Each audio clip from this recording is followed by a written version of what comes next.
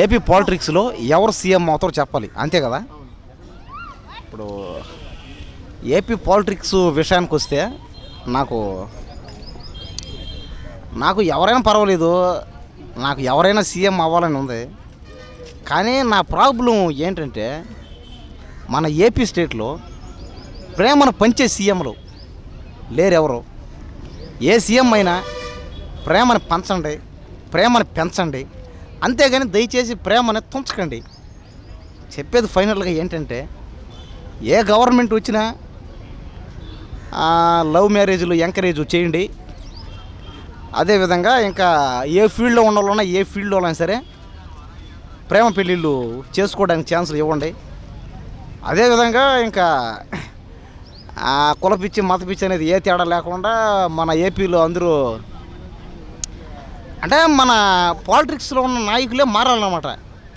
వాళ్ళు ఏం చేయాలంటే వాళ్ళ పిల్లల్ని పక్క క్యాస్ట్లో ఉన్న పిల్లలకి ఇచ్చి పెళ్ళిళ్ళు చేయడం అలాంటివన్నీ చేయాలి. పైగా ఇంకోటి ఏంటంటే చాలామంది వేల కోట్లు కొట్టేస్తున్నారు. అవన్నీ కూడా మన జనాలందరికీ పనిచేయాలి. పనిచేసిన తర్వాత మళ్ళీ ఏం చేయాలంటే ఒక్క నిమిషం